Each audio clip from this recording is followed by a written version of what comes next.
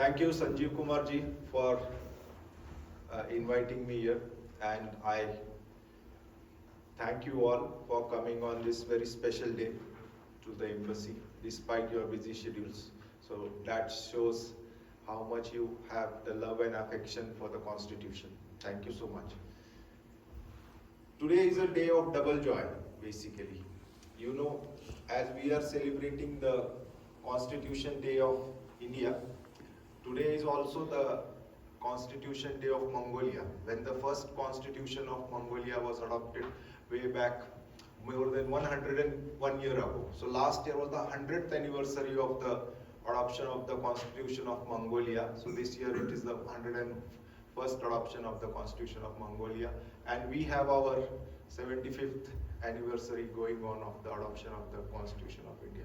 So it's a matter of double joy for both the countries who value democracy, who value the principles of parliamentary democracy, who value adult suffrage, voting rights, everything.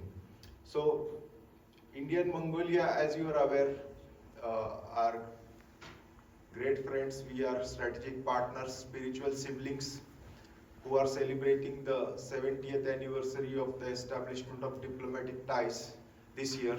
We are also celebrating the 10th anniversary of the establishment of strategic partnership. But these are only 75 and 10 years. But our history goes more than 2000 years ago. So I'm very happy at this joyous occasion to pay tributes to the father of the Constitution, Dr. B R Ambedkar, who played an instrumental role in drafting the Constitution. Now you imagine binding a nation of so many languages, so many customs, so many different geographies into one nation, and that too for more than 75 years. When we got independence, many skeptics, especially the Western powers, they felt that India will not sustain for a long time.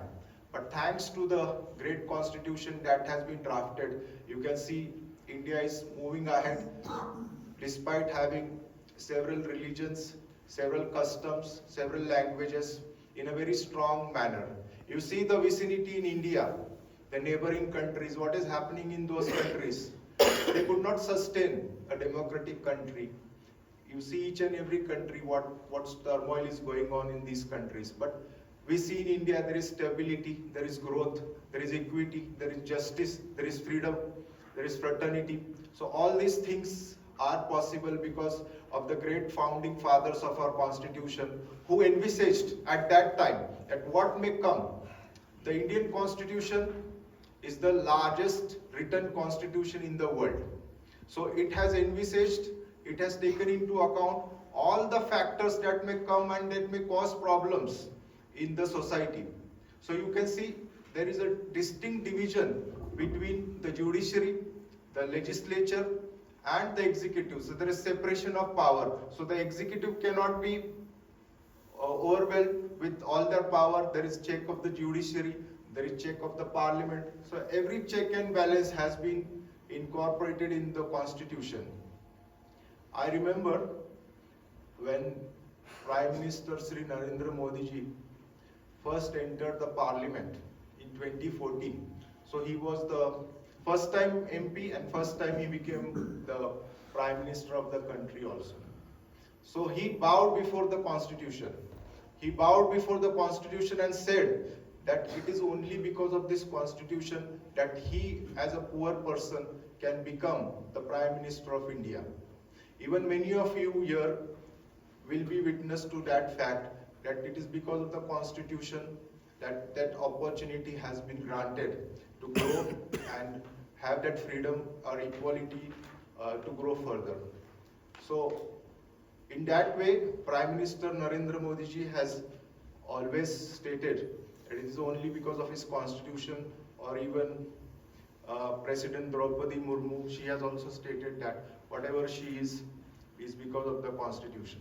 So on this great occasion, it's a great moment for us to remember the sacrifices which our freedom fighters have done for us, who have fought for the freedom of the country, Now it is our duty, our bounden duty, to help cherish the principles of Constitution of liberty, equality, fraternity, and also of justice, that we grow as a country, we grow as a united country, we grow economically prosper, and give our every bit that in 2047 the task is not easy.